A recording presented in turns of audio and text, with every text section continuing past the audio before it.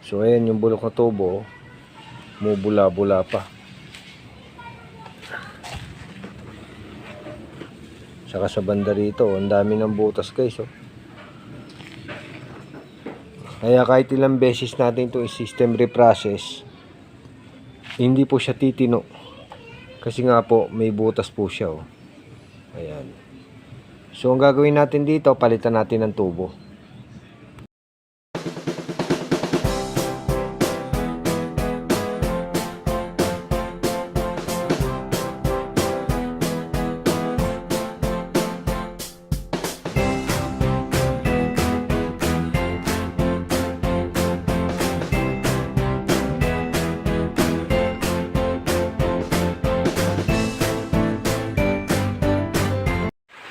Hello guys, magandang araw po sa inyong lahat at welcome po muli sa STOE channel. So ngayong araw na ito ay meron po tayong gagawin isang refrigerator na side by side. O I mean 2-door na refrigerator. So samahan nyo ako ngayong araw na ito. So ito guys, at nalagyan na po natin ng access valve yung ating mga tubo. Itong Toshiba na 2-door so side by side. Ipo-pressure test natin dito sa ating condenser unit o condenser ay lalagyan natin ng 300 o 350 PSI. And then ito namang evaporator natin ay 150 to 200 PSI. Sa evaporator po kasi aluminum ang ating evaporator, so hindi natin pwedeng lagyan ng masyado mataas na pressure kasi puputok po yung tubo natin, aluminum po kasi. So para safe, kung medyo nangangamba kayo, hanggang 150 PSI hindi pa naman ho papuputok yung tubo natin. Okay, so at least ma-check natin kung merong leakage. Kung merong leakage ay kailangan muna nating i-repair yung butas bago po natin ituloy yung ating pagsisystem reprocess. So sa pag-pressure test natin guys, since na nilagyan natin ng access valve yung lahat po ng ating dulo, bali 4 po yan, 2 po dito sa ating condenser at 2 rin dito sa ating evaporator, yung takip. So make sure lang po na meron pong goma yung ating takip, kasi medyo mataas po ang pressure natin. Kapag ka po nagkaroon po yan ng singaw, hindi po natin makikita na na may leak, kasi ang mangyayari, bababa po ang pressure. Pinabayaan natin ng ilang oras, so makikita natin na mabawasan talaga yung yung pressure. So meaning meron talagang leak itong ginagawa natin na na rep. Ayan. So gagawin natin dito guys, tatanggalin natin itong mga pinto at i-check natin doon sa mga gilid, kasi normally sa mga gilid yan so medyo masikip. Para maluwag tayo, alisin po natin itong mga pinto nya, and then maglilit-check tayo paikot para makita natin kung saan yung leakage. Ito kasi nababawasan ng pressure, so talagang meron po itong leak. So baklasin muna natin guys at balikan natin itong ating ginagawang refrigerator. Kaya po ang gagawin natin dito guys, as long na mare-repair natin yung yung kanyang condenser, doon bubuklatin natin yung body para ma-repair natin yung yung condenser nito. Duduktungan natin ng tubo. So ganun po ang gagawin natin guys, at iaayos muna natin to para po natin ma-repair natin. Tatanggalin natin yung mga pinto at magli-leak check tayo dun sa sa gilid. Ngayon maglalagay po tayo ng pressure. Nagamit tayo ng compressed air, tapos i-leak check natin. Makita natin kung dito talaga ang butas. So ayan, Dami tayo na sabon. Ayun, oh. Nakikita natin guys na talagang dyan po nang gagaling ang butas. O I mean yung butas nandito sa portion na ito. Ayan. Ang problema natin, paano natin ma-access yung tubo. So ito.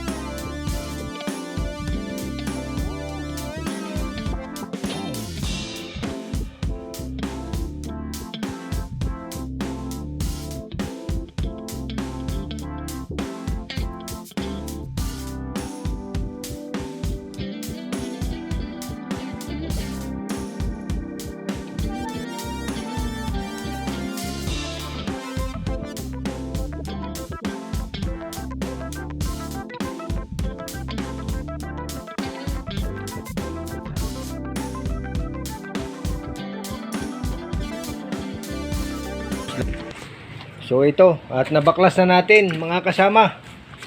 So ayan, makikita natin, oh. Talagang kinakalawang yung tubo. Ayan po ang tubo. Diyan po nagkakaroon ng leakage itong condenser natin. So kailangan nating repairin yan. Puputulin natin dito sa side na to at saka banda rito. And then maghihinang tayo ng tubo rito kasi galing siya rito, galing dito, umangat, pumunta ron, umikot, tapos bumalik dito. So yun po yung mahirap dito kasi hindi po buo yung tubo.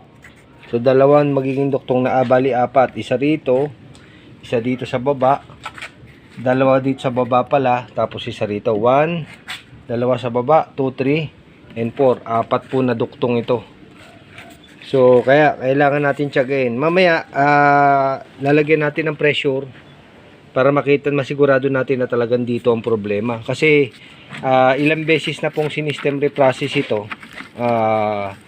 talaga pong nagbabackjob siya paulit-ulit. And then nauubos ang refrigerant niya, kumukonti pagkalipas ng isang buwan. So ang tagal. Kaya lang po may mga experience tayo before, kaya po nag-leak check kami. So yung itong ating kasama na si Choi, may nakita siyang maliit na leak dito. Kaya po nag-decide na kami na buksan para masigurado. So far nakita natin na bulok na po ang tubo. Kaya malamang dito talaga ang problema. Kaya po mamaya atin pong lalagyan ng pressure at titingnan natin kung talagang meron pong leak dito. A few moments later. So ito guys, at naglagay na tayo ng pressure dito sa ating condenser. So ibababol check natin to kung meron ba talagang butas. So ayun guys, ang dami ng butas. Oh, makikita natin, oh. Ayan, oh. Ito may butas dito, dito may butas.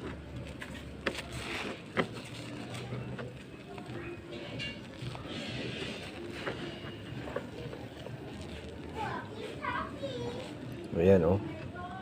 So nakita natin may butas, talagang hindi po titino itong ating ginagawang refrigerator kasi ang dami na nga po niyang butas. Ayan, oh.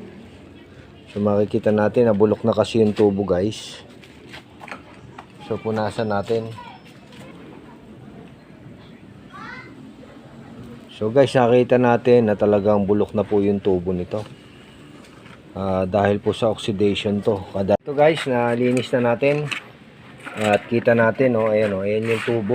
Pumunta ron. So dito rin, oh. At makikita natin na bulok hanggang doon sa may bandang loob. So puputulin natin yun. Dito rin, ganun din. Puputulin natin, ilalabas natin yung tubo para mahinang natin kasi hindi natin mahinang doon. Plastic po ito eh. Ito plastic. So hindi natin siya pwedeng hinangin doon. At dito magduduktong tayo dito sa may bandang baba. Okay, so ganun ang gagawin natin. Puputulin natin muna dito, tubo, para may angat natin. Isa-isa po natin siyang duduktungin. A few moments later. So ayan guys, at nahinang na natin. At nalagyan na rin natin ng pressure. So yung mga duktungan natin, pinalitan po natin ng copper na tubo. Ito po. Ayan. Pinalitan natin ng copper na tubo. So nagduktong tayo doon sa loob, at saka dito, at saka po dito sa baba. So ayan. So may pressure na po yan guys. At wala po tayong nakikitang leakage sa ngayon. So ang pressure natin nasa mga 80 PSI lang po ngayon. And then lalagyan natin ng pressure to ng mga around 300 or 250 PSI. At saka po natin uli i-leak check.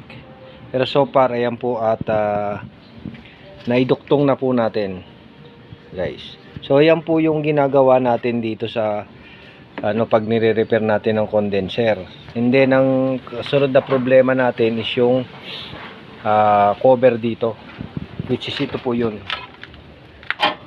Ayan. So mamaya na natin yung poproblemahin. Ang kailangan muna natin gawin ay maglalagay po tayo ng pressure na 350 PSI para po dito, para makita natin kung talagang wala na po siyang leak. Pressure test natin siya. Ayan, nasa 360 PSI o 370 PSI. 2,000 years later. So ito guys, after ng magdamag ng ating pag-pressure test, ayan, napinturahan na rin po natin yung ating tubo. Ayan, ipipix na lang natin to dito yung duktong natin. So far wala na pong singaw. And then check natin yung ating pressure. Pa rin yung ating pressure. At ayun, at wala na pong tayong singaw kasi magdamag na po natin tong pin pressure test. And then ang problema natin ngayon, ibabalik na lang natin itong cover dito. So ito guys, at naibalik na natin tong cover. So ayan, hininang natin ng konti, then radix dito. Ito guys, so at bisitahin natin. Tuyo na yung pintura natin, no? Ayan.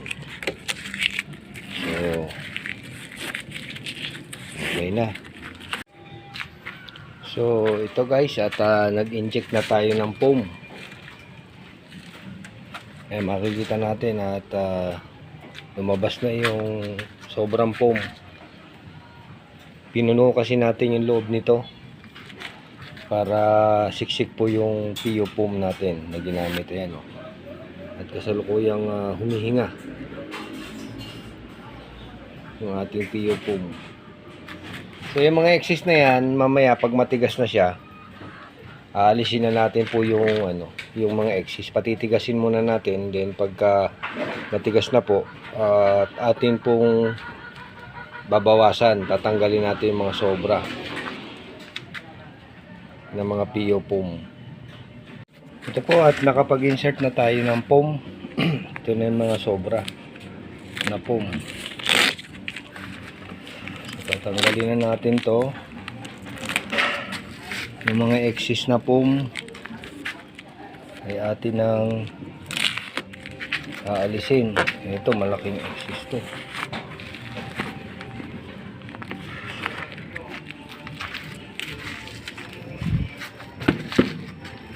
Ayan po. At natapos na itong ating ginagawa na ito, yung ating pagre-repair ng body. And ngayon, kakabit natin yung pinto.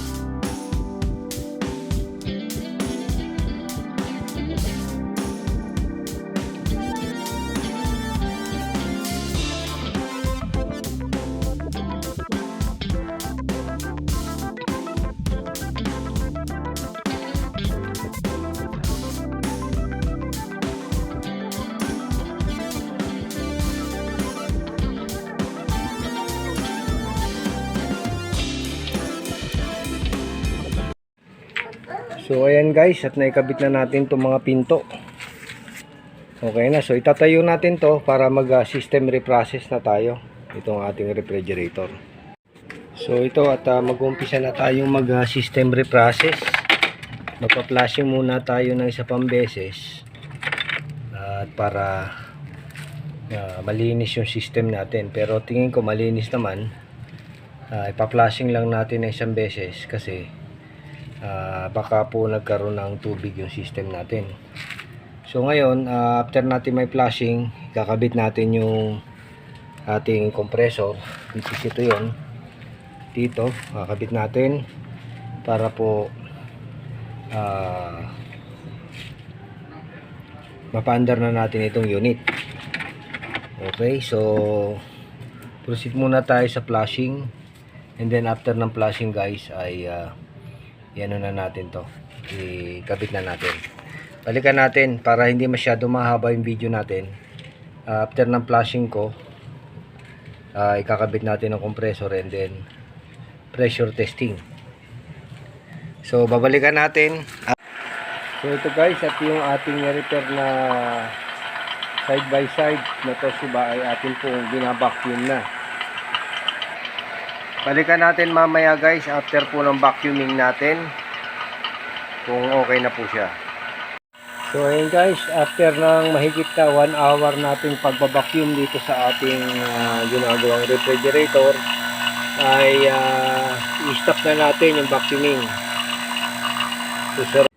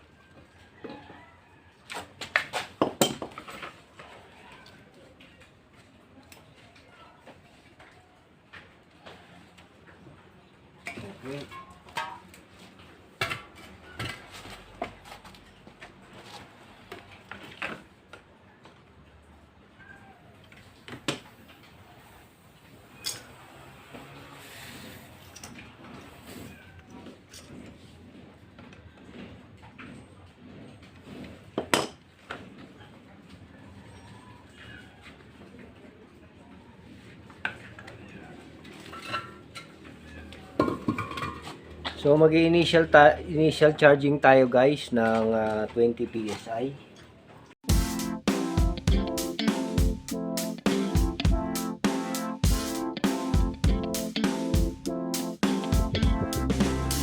Ayan, so nakapag initial charging tayo ng 20 PSI. And then paanda rin na po natin yung ating refrigerator.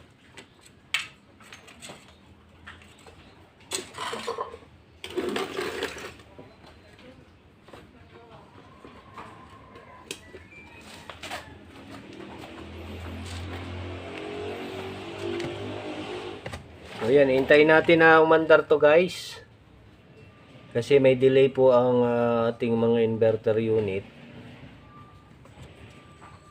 So ayan, umandar na po siya. So ayan guys, at nakargahan na natin ang refrigerant. Then after isang oras ng testing, so makikita natin na normal na po ang ating pressure. Okay, so check natin yung temperature natin sa loob ng freezer. So ang temperature natin ay -10 na po. Okay. So ibig sabihin working na po itong ating unit. At normal na rin po ang pressure natin.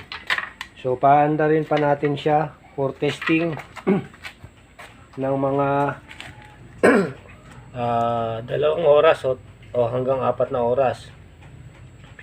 At pagkatapos ay sasarhan natin yung ating mga access valve. So ayan guys, at ating checkin itong ating ginagawang refrigerator. So ayan po, at nag -21 na po yung ating refrigerator. Ibig sabihin lang ay okay na po itong ating refrigerator. Ayan guys, at nakita natin na yung pong ating ginagawang Toshiba na refrigerator ay nagnormal na po siya. At makikita natin na pangkaraniwan pala kapag ka po ganon na refrigerator na pabalik-balik, ilang beses nating system reprocess, nauubos ang refrigerant, ay may butas po yung kanyang condenser. So sana po ay nakapag-share po ako sa inyo ng kaunting kaalaman na magagamit natin sa ating pang-araw-araw na pagre-repair. At kung bago po kayo dito sa ating channel, ay paki-subscribe ang ating channel. And then paki-hit na rin ang notification bell para updated po kayo sa mga susunod na video na i-upload natin. Maraming salamat po.